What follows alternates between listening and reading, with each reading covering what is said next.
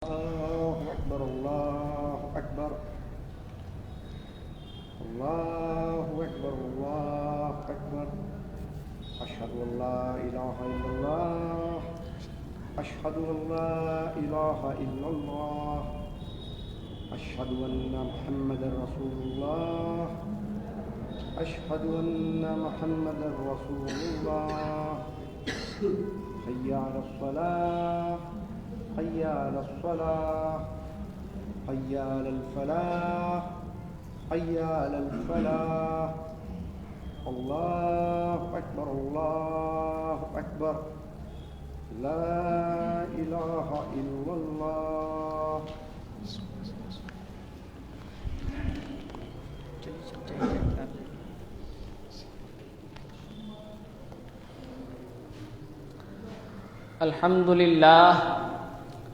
الحمد لله كفى وسلام على عباده الذين اصطفى اما بعد. برادران کرام، نکاح یہ سب سے پہلا رشتہ ہے انسانوں کے درمیان جو وجود میں آیا. بہت اہم رشتہ ہے، بڑا مقدس رشتہ ہے ماں اور بیٹے کا. لیکن ہسبینڈ اینڈ وائف کا رشتہ سب سے پہلے وجود میں آیا. پہلا جوڑا تھا آدم اور حوا کا، جہاں سے یہ نسل چلی. یہ نسل ہی نہیں ہوتی اگر میرج نہیں ہوتی. سب سے اہم بات تو یہ ہے، یہ کہا کہ خلقکم من نفس واحدۃ وخلق منها زوجها وبث منهما رجالا كثيرا ونساء. ایک انسان ایک جوڑے سے اس کا جوڑا پیدا کیا، اسی نفس سے، اسی طرح کا، اور پھر دنیا میں بہت سے مرد عورت جو ہیں وہ ان دونوں سے پھیلائے. تو دنیا میں اللہ کو انسان کی نسل رکھنی تھی، اس کا ایک الگ مقصد ہے، لیکن اس کا طریقہ یہ رکھا کہ ایک ماں باپ سے اس نسل کو شروع کیا. تو یہ نسل پھیلنی تھی، یہ ایک بہت بڑا ایک آبجیکٹو میں سے تھا. دوسری بات یہ کہ یہ رشتہ تب لوگ نہیں جانتے تھے، آج جانتے ہیں. آگے بڑھ سکتا ہے اور ایسے بھی چل سکتا ہے کہ اس کے اندر کوئی ہسبینڈ اینڈ وائف کوئی فکس نہیں ہو.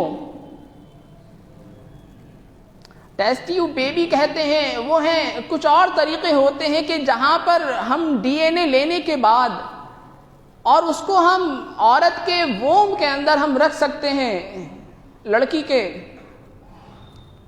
اور پھر وہ جو ہے وہیں پر ایک نسل بن سکتی ہے اور گرو ہو سکتا ہے. نسل ایسے بھی چل سکتی ہے کہ جہاں پر نکاح نہیں ہوا اور یہ معلوم بھی نہیں ہے کہ ڈی این اے کس کا لیا گیا، اور اس ڈی این اے سے بھی آگے بچے کی پیدائش ہو سکتی ہے اور نسل چل سکتی ہے. لیکن ایک دوسرا مقصد بھی بتایا تھا، صرف یہی نہیں تھا. ایک مقصد قرآن نے بتایا کہ وَمِنْ آيَاتِهِ أَنْ خَلَقَ لَكُم مِّنْ أَنفُسِكُمْ أَزْوَاجًا لِتَسْكُنُوا إِلَيْهَا وَجَعَلَ بَيْنَكُمْ مَوَدَّةً وَرَحْمَةً. یہ ہے اللہ کی آیات میں سے ایک، اس کی سائنس میں سے ایک، ون آف ہز سائنس، کہ اس نے تمہیں میں سے تمہارے لیے جوڑے بنائے. یہ جوڑے ہونا بہت ضروری تھا. پوری کائنات کے اندر جوڑے رکھے ہیں اور کوئی چیز ایسی نہیں ہے کہ جو بغیر جوڑے کے ہو. تو یہ پیئرس بنائے وہ تمہاری کائنڈس میں سے تھے، اور وَجَعَلَ بَيْنَكُمْ مَوَدَّةً وَرَحْمَةً، اسے تمہارے درمیان ایک رحمت کی، ایک کمپیشن کی اور ایک محبت کے تعلقات پیدا فرمائے.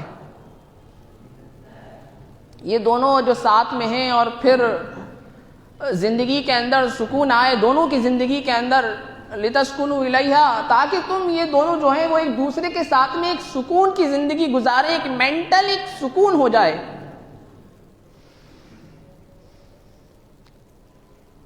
یہ ساری چیزیں جو ہیں وہ اکیلی زندگی کے اندر نہیں ممکن تھیں۔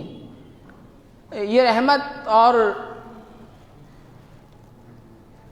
وہاں اللہ اگر چاہتا تو ایسے بھی پیدا کر دیتا، نظام ایسا بھی ہو سکتا تھا کہ جہاں سب الگ الگ ہوں اور کسی کے کوئی پیرنٹس نہیں ہوں اور ماں باپ نہیں ہوں، ڈائریکٹ ایسے بھی لا سکتا تھا نسل کو۔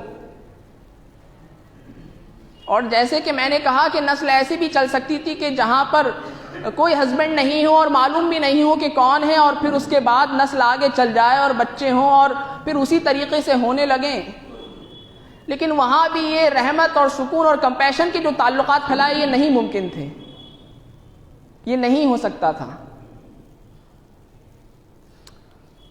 تو یہ ایک نسل چلے بھی، ان کے آپس میں ایک دوسرے کے لیے کچھ رسپانسبلٹیز ہوں، ذمہ داریاں ہوں، ایک دوسرے کے لیے کچھ کرنے کا جذبہ ہو، زندگی کے اندر سکون ہو،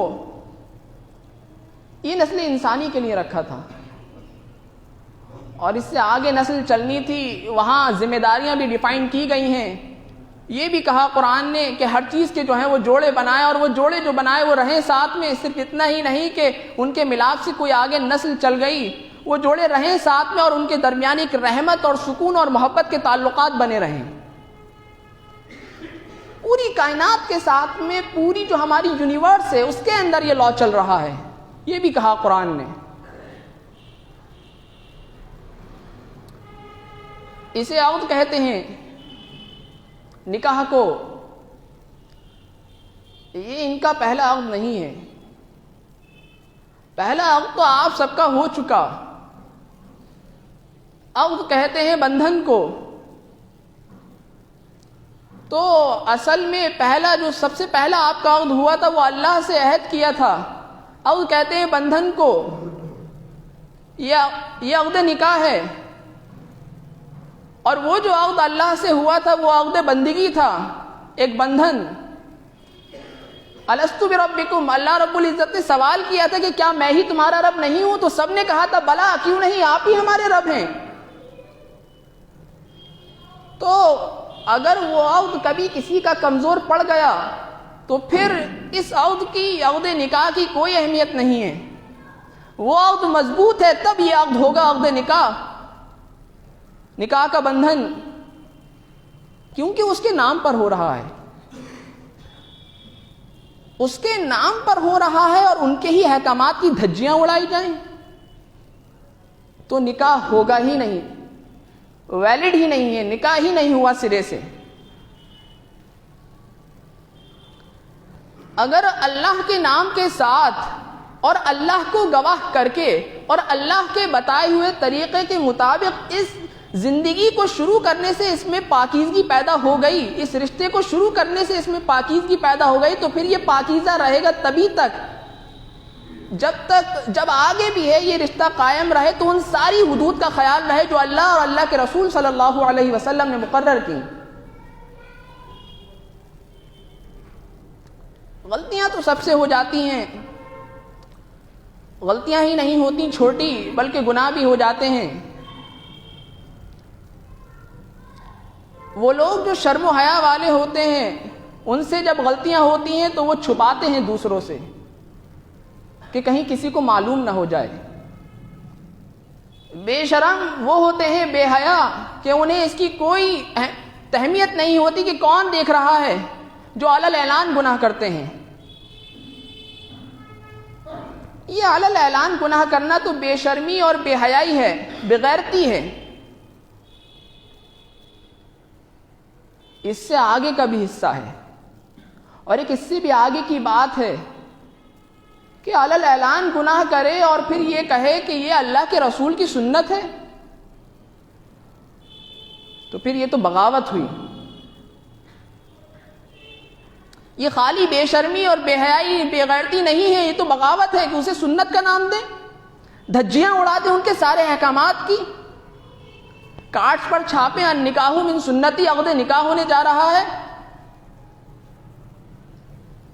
رسمی طور پر تو خطبہ نکاح ہو جائے اور پھر ایجاب و قبول ہو جائے، لیکن اس کے بعد اور اس سے پہلے بھی رشتوں کے جوڑنے کے سلسلے میں تمام وہ باتیں ہوں، ساری وہ چیزیں ہوں جو اللہ اور اللہ کے رسول کی مخالفت کی ہیں، اور اس پر ہنسیں اور اس پر خوشیاں منائیں، اور پھر اسے سنت کا نام دیں۔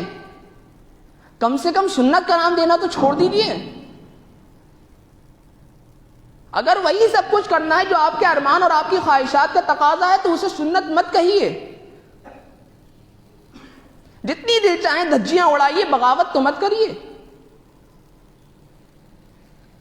اللہ اور اللہ کے رسول سے لڑ کر نہیں رہ سکتے۔ یہ لڑائی کا اعلان ہے کہ سب کچھ ان کے خلاف کریں اور پھر یہ کہیں کہ ہم سنت ادا کرنے جا رہے ہیں۔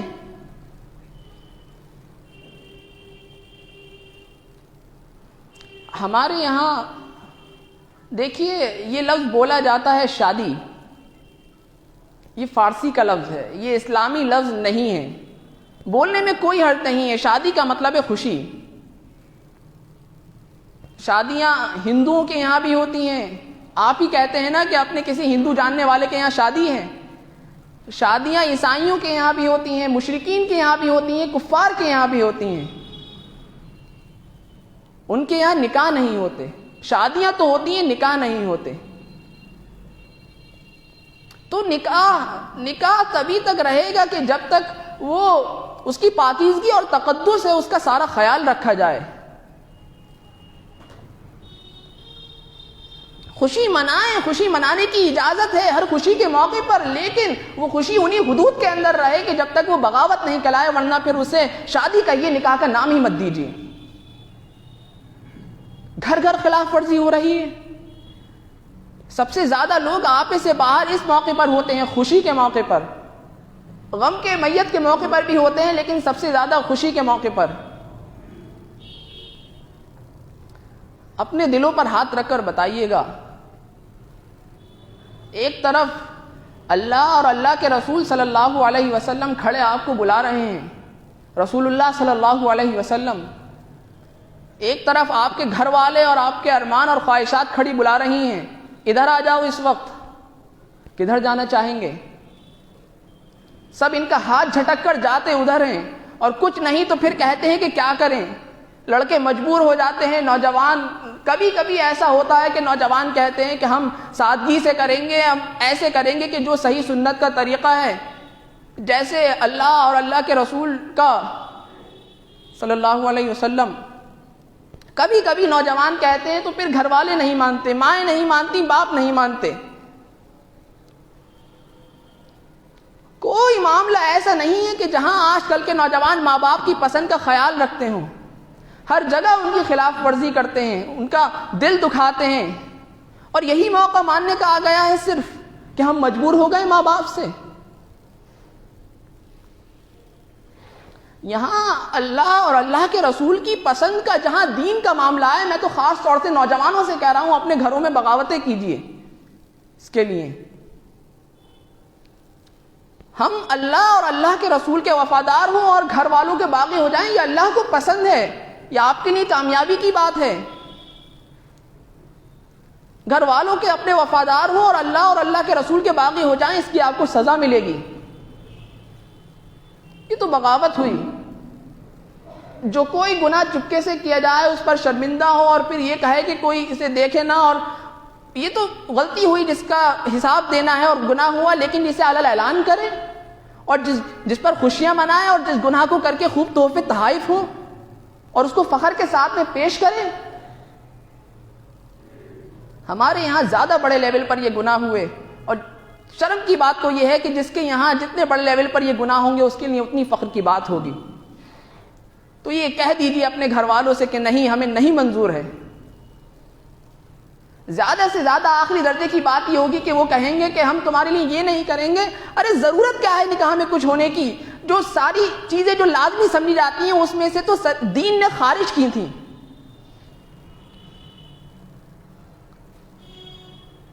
یہ جتنی رسمیں آپ نے لے لی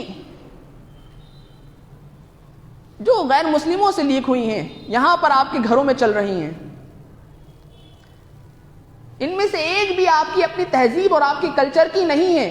مقامی طور پر ان کو لینے میں کوئی حرج نہیں جہاں خلاف ورزی نہیں ہو رہی ہو، لیکن جن باتوں کا دین سے کوئی تعلق نہیں، جو صرف اتنا ہی نہیں کہ دین سے تعلق نہیں بلکہ دین کے خلاف ہیں، تو پھر انہیں اپنے گھروں سے نکالیے۔ لڑکے اور لڑکیاں فنکشنز میں اکٹھا ہوتے ہیں، ڈھول ڈھپا ہوتا ہے، آپس میں ایک دوسرے کے ساتھ آنا جانا ہوتا ہے، یہ عبادت ہے، خوشی بھی ہے لیکن عبادت بھی ہے ساتھ میں، تو عبادت کی پاکیزگی برقرار رہے۔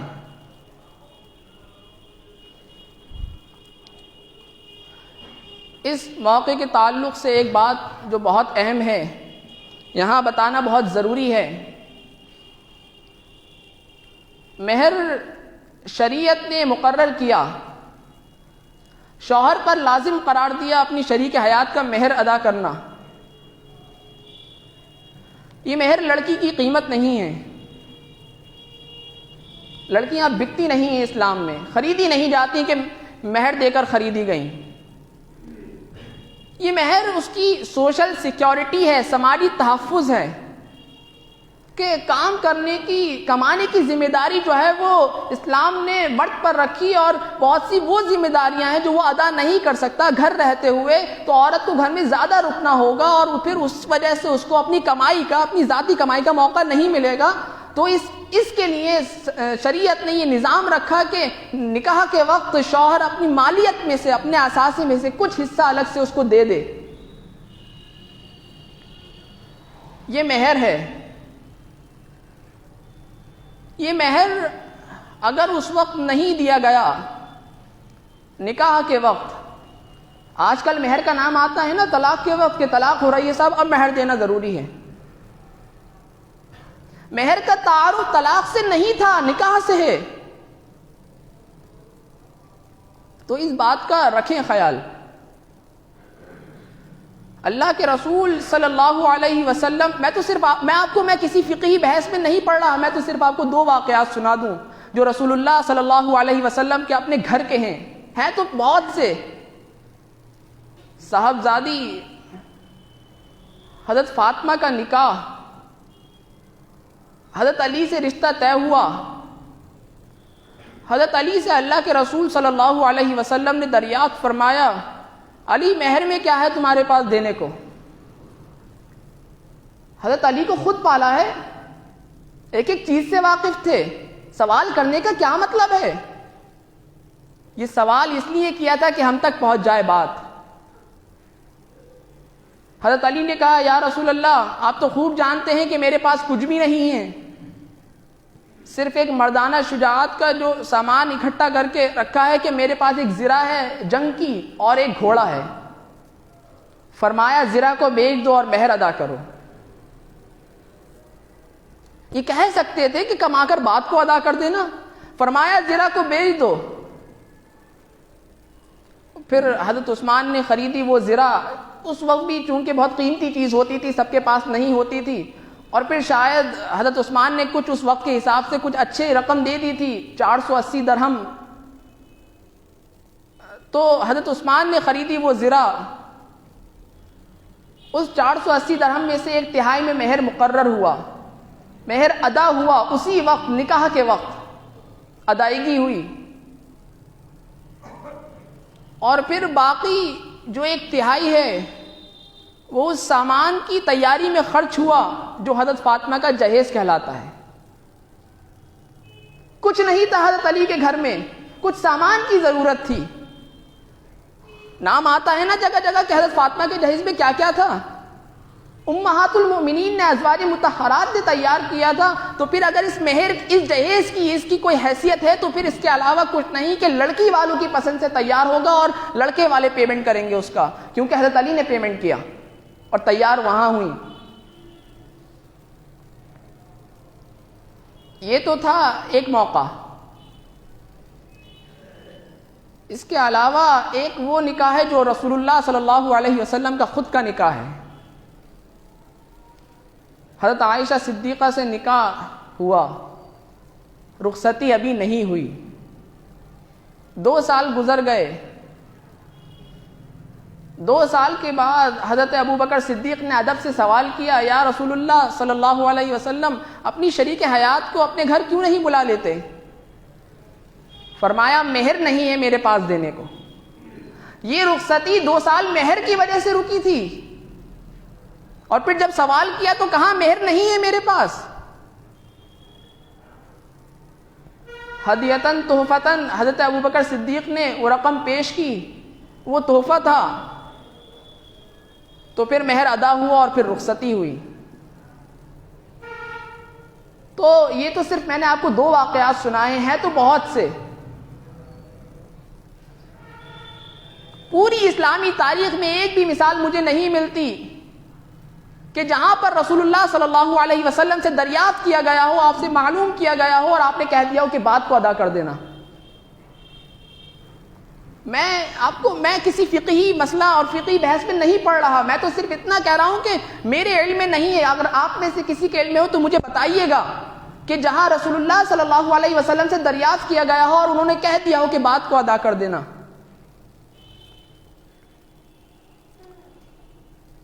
ایک صحابی،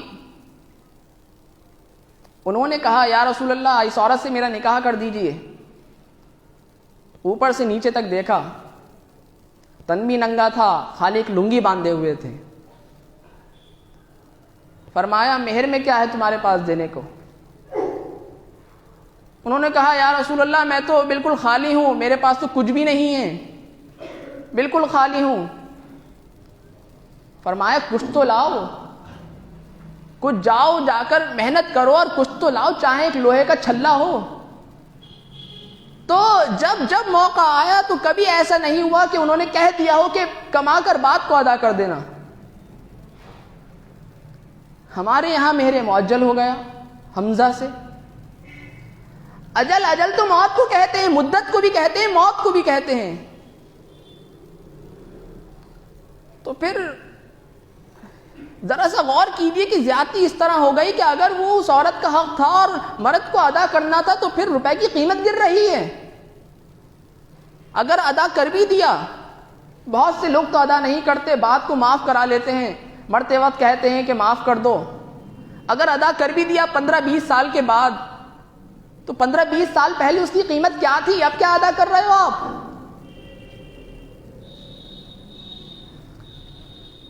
اور پھر اگر صاحب ایسا کیا کہ ہم سونے کی شکل میں دے دیں گے اور قیمت اتنی ہی رہی، تب بھی حق ادا نہیں ہوا. اس کا اپنا رائٹ تھا، اس کی اپنی سوشل سیکیورٹی، سماجی تحفظ ہے، اس کا حق مارا گیا خرچ کرنے کا. اس کا اپنا حق ہوتا ہے جسے سوشل سیکیورٹی کہتے ہیں، سماجی تحفظ کہتے ہیں. تو نکاح میں یہ ضروری ہے کہ مہر نقد ادا کیے جائیں. دیکھیے کیا حیثیت ہے، کتنی ہے. کم سے کم فضول خرچیاں رکیں گی. لاکھوں روپے سجاوٹ پر تو خرچ کر دیں گے، اسے روک کر یہ نہیں کر سکتے کہ مہر ادا کر دیں. مہر طے کرتے وقت مہر کتنا دیں گے؟ 5-10 ہزار روپے ہو سکتے ہیں ہمارے پاس. ہمارے پاس ہمارے پاس نقد کی گنجائش ہی نہیں ہے. اور وہ فضول خرچیاں جو کی ہیں اس کی گنجائشیں تھیں. تو جب وہ ادا کریں گے تو خود بخود وہ چیزیں بھی رکیں گی. اگر نہیں تھی گنجائشیں تو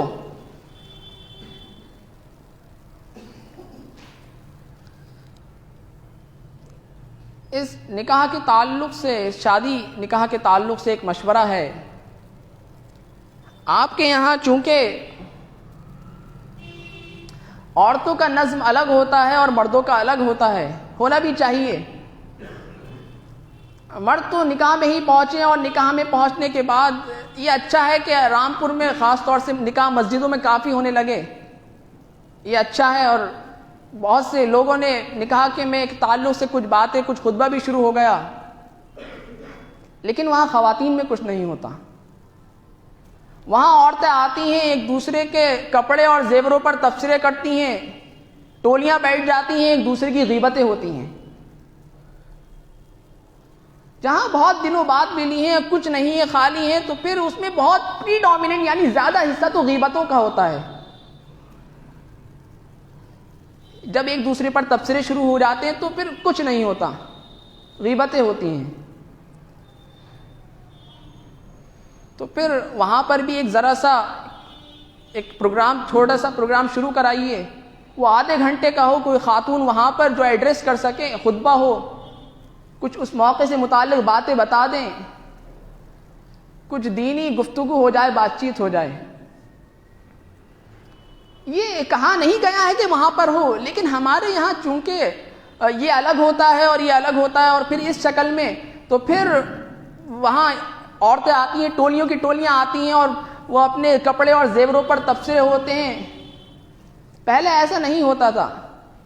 کبھی آپ نے سنا کہ نکاح تھا مدینے میں اور پھر وہاں جدے سے بھی آنا ہے اور مکے سے بھی آنا ہے، اور تاریخ ایسی رکھنی ہے کہ مکے سے بھی کسی کو آنا ہے؟ بستی میں رسول اللہ صلی اللہ علیہ وسلم کو خبر نہیں ہوتی تھی اور نکاح ہو جاتے تھے قریبی صحابہ کے، اور رسول اللہ صلی اللہ علیہ وسلم کو خبر نہیں ہوتی تھی، انفارمیشن بعد کو ملتی تھی. اور ہمارے یہاں تو صاحب تاریخ ایسی رکھنی ہے کہ وہاں سے فورن سے بھی مہمان کو سب کو ہر حالت میں شریک ہونا ہے، تو پھر وہاں جتنی تعداد میں پہنچتی ہیں وہ اپنے اچھے سے اچھے کپڑوں کے اندر اور زیوروں کے اندر، اور پھر وہاں جو کچھ ہوتا ہے تو اس کو روکنے کا، اس کو کچھ کم کرنے کا یہ اچھا طریقہ ہے کہ وہاں ایک چھوٹا سا ایک خطبہ ہو جائے، کوئی خاتون وہاں پر وہ ایڈریس کرے، خواتین اکٹھا ہوں، بجائے ادھر ادھر کے بکھری ہوئی ہیں، ایک دوسرے سے فضول باتیں کر رہی ہیں، کچھ دینی گفتگو، کچھ بات چیت ہو جائے. اور جیسے کہ میں نے کہا کہ الحمدللہ کہ رامپور میں نکاح کافی طور سے مسجدوں میں ہونے لگا، بہت تو نہیں، اچھا خاصا ہونے لگا. رسول اللہ صلی اللہ علیہ وسلم نے پسند فرمایا، کہا کہ نکاح مسجدوں میں کیا کرو. یہ اللہ کے رسول کی سنت ہے. بہت سی خرافات تو پھر یہاں مسجد میں نکاح ہونے سے رک جاتی ہیں، خرچ بچ جاتا ہے، فضول خرچیاں بچ جاتی ہیں. بچا کر اگر باحیثیت ہیں تو جیبوں میں مت رکھیے. کتنی ہی لڑکیاں ایسی ہیں کہ جن کے ہاتھ پیلے نہیں ہوئے، جن کے نکاح نہیں ہوئے، صرف اس وجہ سے کہ سماج کا پریشر ہے اور کچھ ان کو کچھ ضرورت ہے، کچھ روپے کی، کچھ خرچ کی، جس کی وجہ سے ان کی لڑکیاں گھروں پہ بیٹھی ہوئی ہیں. شکل و صورت کی بھی اچھی ہیں، بہت اچھی اچھی لڑکیاں ہیں، تعلیم میں بھی اچھی ہیں اور کچھ دوسری خصوصیات ہیں، صفات ہیں، لیکن پیسے نہیں ہیں. جو اچھی حیثیت کے لوگ ہیں، جب ان کے یہاں سے رخصتی ہوتی ہوگی تو معلوم نہیں کتنے گھروں سے آہیں نکلتی ہوں گی. تو یہاں پر بھی ایک ذرا سا غور کیجیے کہ پھر اسے اپنے پیسہ اس طرف لگائیے. وہاں لڑکیاں کچھ اتنی شکل و صورت کی بھی اچھی ہیں اور تعلیم میں بھی اچھی ہیں اور کچھ دوسری خصوصیات ہیں، صفات ہیں، لیکن پیسے نہیں ہیں. تو جو اس میں آگے آنا پڑے گا ان لوگوں کو کہ جو اچھی حیثیت کے لوگ ہیں، ان کی نقل میں پستے وہ لوگ ہیں کہ جن کی حیثیت نہیں ہے. اگر شروعات اور ابتدا کریں گے وہ کہ جن کی حیثیت اچھی ہے، تو پھر دوسروں کی بھی ہمت بڑھے گی اور دوسرے بھی کریں گے اس کو، اور اجر بے پناہ ملے گا اس کا کہ جو ان کی وجہ سے ایک سلسلہ، ایک نظام آگے چل پڑا. لڑکی والوں کے اوپر کسی طرح کی کوئی کسی خرچ کی ذمہ داری شریعت نے، اسلامی نظام نے نہیں رکھی. کس بات کے لیے لڑکی والے خرچ کریں گے؟ جو ذمہ داری، جو سپورٹ کرنے کا بوجھ ہے وہ لڑکے کے اوپر رکھا گیا ہے. یہ جتنی رسمیں آپ نے لے لی ہیں یہ سب غیر مسلموں سے لی گئی ہیں. باہر سے کوئی مہمان آئے تو اس کے لیے دعوت کیجیے. مقامی لوگوں کے لیے کیوں اتنی بڑی بڑی دعوتیں ہوں گی اور اس کے بعد پھر اور سارے پروگرام ہوں گے؟ یہ جتنی رسمیں آپ کے یہاں چل رہی ہیں جو لی گئی ہیں، غیر مسلموں سے لی گئی ہیں، ان سب کو ختم کریے اور جو پیسے آپ کے بچے ہیں وہ پیسے بچائیے اور اس جگہ لگائیے. یہاں بھی جو باحیثیت ہیں، کچھ نہیں تو اتنا کیجیے کہ آپ کے پروگرام میں 10 لاکھ خرچ ہو رہے تھے، ان میں سے 2 بچا لیجیے، 8 میں کام چلا لیجیے. نہیں ہونا چاہیے اتنے خرچ. نہیں مان رہے آپ تب بھی 8 خرچ کر لیجیے، 2 بچا لیجیے. ان 2 لاکھ میں سے 2-3 بچیوں کے نکاح کر دیجیے. پھر یہ مسائل بھی حل ہوں گے اور پھر دعاؤں کے ساتھ میں رخصتی ہوں گی اور بچیاں دعاؤں کے ساتھ گھروں سے رخصت ہوں گی اور گھر گھر سے دعائیں نکلیں گی. سکون کے لیے یہ رشتہ ہے. سکون گھر گھر غائب ہے. گھر میں آپ کے سکون نہیں ہوا اگر تو باہر آپ جتنے تاناشاہ ہوں، لاٹ شاہ ہوں، بڑے اتھارٹیٹو والے کہلاتے ہوں، سکون نہیں ملے گا. گھر مضبوط ہے تو باہر کے سارے معاملات کا، حالات کا مقابلہ کر لیں گے. اس لیے سکون ہونا چاہیے. سکون کیوں غائب ہو گیا؟ الا بذکر اللہ تطمئن القلوب. اللہ کی باتیں یاد رکھو گے تو سکون نصیب ہوگا دلوں کو. جب شروعات اور ابتدا ہی اللہ کی اور اللہ کے رسول کی مخالفت سے ہو رہی ہے تو پھر سکون کہاں سے آئے؟ ہمیں اللہ کے یہاں حساب دینا ہے، آپ کو اللہ کے یہاں حساب دینا ہے. زندگی یہاں ختم نہیں ہوگی، زندگی تو جاری ہے. امتحان کا وقت ختم ہو جائے گا، زندگی تو جاری ہے. امتحان میں ہی ساری گڑبڑی کر دیں گے. یہ تو بڑی عجیب بات ہوئی کہ باہر کچھ کر رہے تھے، اب ایگزام میں بیٹھنے کا وقت آیا تو پھر جو اس کے اندر تو اگر اس کے بس میں ہوتا ہے تو وہ بڑا اٹینٹیو ہوتا ہے، اور اگر اس کے بس میں ہوتا ہے کہ میں وقت کو کارآمد کر سکوں تو وہ اچھے سے اچھا کرنے کی کوشش کرتا ہے. اور یہاں پر جان بوجھ کر اپنا پرچہ خراب کر رہے ہیں. تو زندگی ختم نہیں ہوگی، زندگی تو جاری ہے. اس کا رکھیں خیال.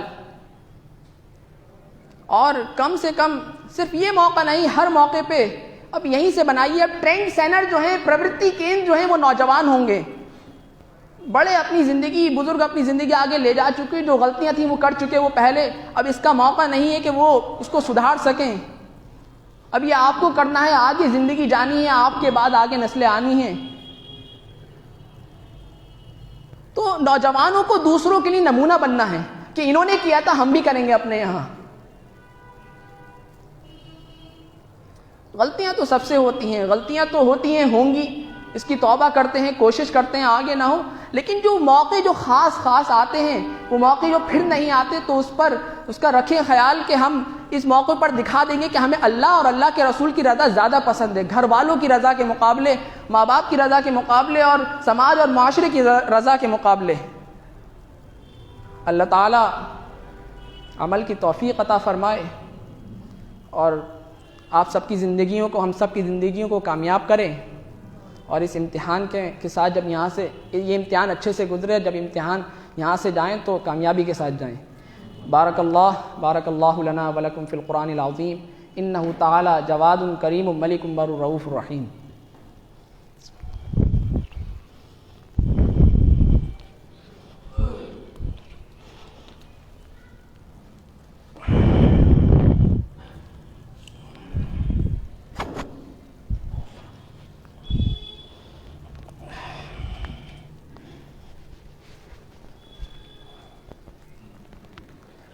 الحمد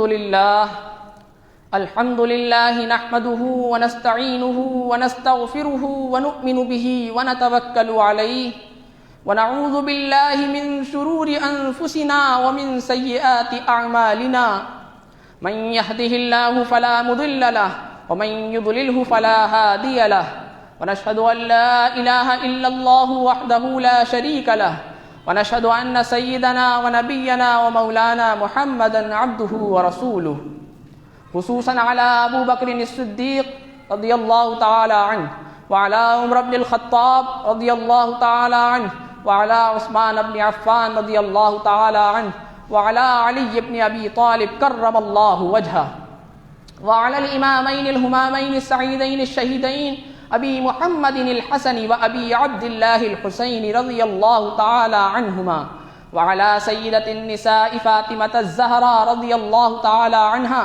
عباد الله رحمكم الله، إن الله يأمر بالعدل والإحسان وإيتاء ذي القربى وينهى عن الفحشاء والمنكر والبغي يعظكم لعلكم تذكرون. ولذكر الله تعالى أعلى وأولى وأجل وأتم وأهم وأعظم وأكبر.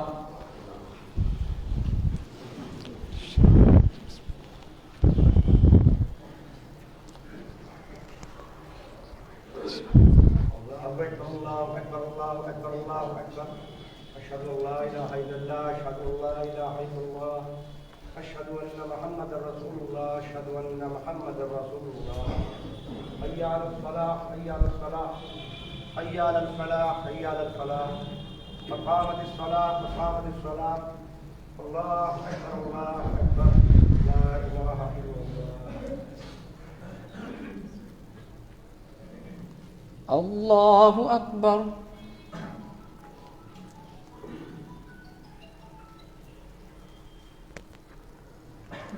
الحمد لله رب العالمين الرحمن الرحيم مالك يوم الدين إياك نعبد وإياك نستعين اهدنا الصراط المستقيم صراط الذين أنعمت عليهم غير المغضوب عليهم ولا الضالين.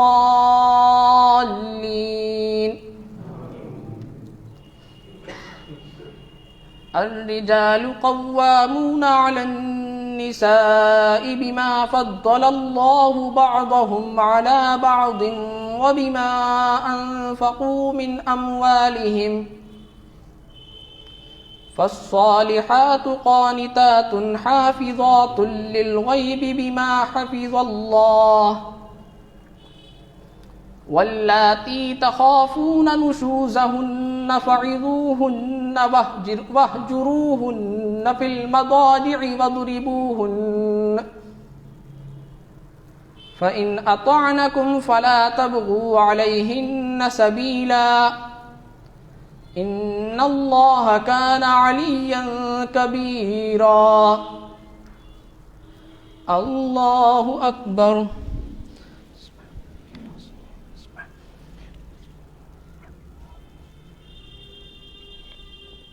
سمع الله لمن حمده.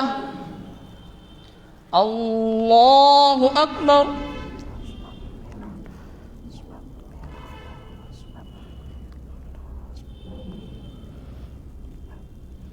الله أكبر. الله أكبر.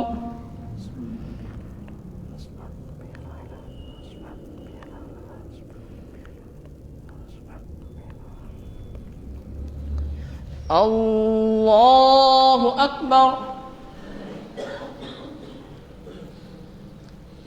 الحمد لله رب العالمين الرحمن الرحيم مالك يوم الدين إياك نعبد وإياك نستعين اهدنا الصراط المستقيم صراط الذين أنعمت عليهم غير المغضوب عليهم ولا الضالين.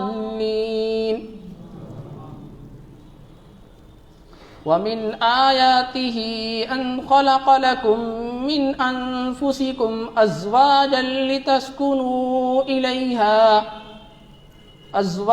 لتسكنوا إليها وجعل بينكم مودة ورحمة إن في ذلك لآيات لقوم يتفكرون.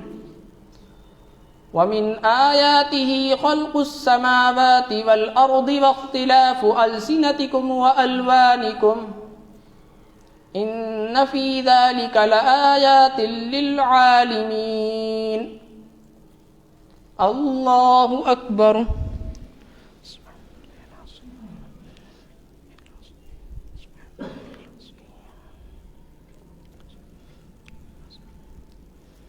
سمع الله لمن حمده.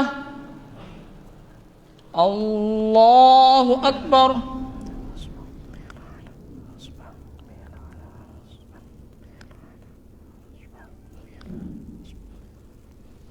الله أكبر. الله أكبر.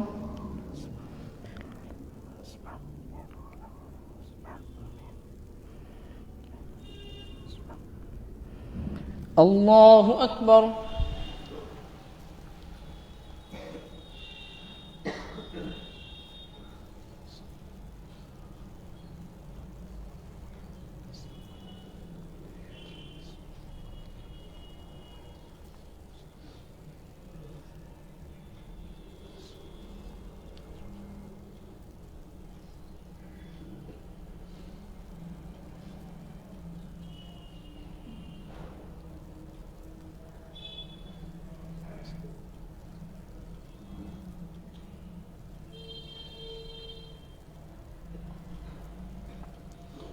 السلام علیکم ورحمۃ اللہ. السلام علیکم ورحمۃ اللہ.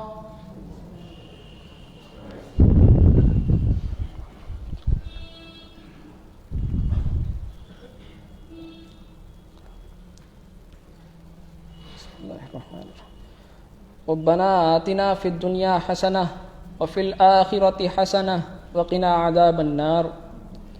ربنا لا تزغ قلوبنا بعد إذ هديتنا وهب لنا من لدنك رحمة إنك أنت الوهاب. اللهم إني أسألك الصدق كما آتيت أبو بكر الصديق. اللهم إني أسألك العدل كما آتيت عمر بن الخطاب. اللهم إني أسألك الغنى كما آتيت عثمان بن عفان. اللهم إني أسألك القضاء والشجاعة كما آتيت علي بن أبي طالب. آمین یا رب العالمین.